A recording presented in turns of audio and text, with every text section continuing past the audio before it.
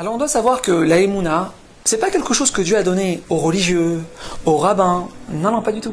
On a chacun d'entre nous, quel que soit notre niveau, l'obligation de réaliser, de croire, d'être convaincu que chaque chose que Dieu fait dans notre vie à chaque seconde, c'est la meilleure chose qui soit pour nous sur terre. Pourquoi? C'est très simple. Parce qu'un papa, il ne veut pas qu'il arrive quelque chose de mal à son fils, ça n'existe pas.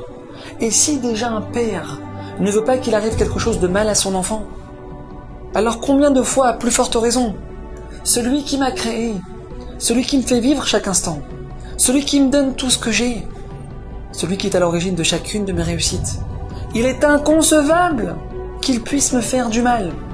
Alors c'est vrai, parfois on ne comprend pas ce qui se passe. Parfois on se pose même la question, mais pourquoi je suis obligé de passer par de telles difficultés?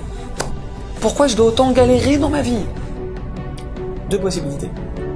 La première, c'est que parfois Dieu a besoin de nous secouer, parce qu'on n'est pas sur la bonne route.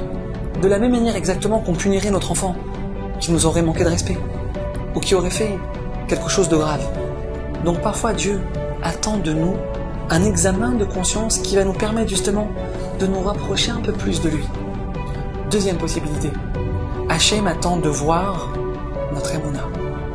Parce que la Emouna, mes amis, c'est justement quand on ne comprend pas ce qui nous arrive. C'est justement quand on est dans l'obscurité. C'est là que Dieu attend de voir si on est vraiment fidèle à lui. La Emouna, c'est pas quand on a passé des super vacances à Miami. La Emouna, c'est pas quand on vient de s'acheter la dernière Mercedes, quand on vient de marier un enfant.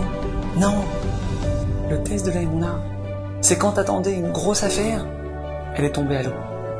La Emouna, c'est quand les résultats de la biopsie sont pas bons, Dieu préserve. La Emouna, c'est quand t'es à 3 semaines du mariage et ton fiancé il te dit c'est fini entre nous.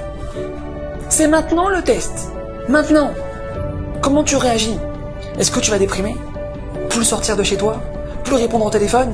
Ou est-ce qu'au contraire tu vas faire confiance à Hachem? Tu vas réaliser qu'il ne veut que ton bien. Et malgré la difficulté, tu continues de sourire.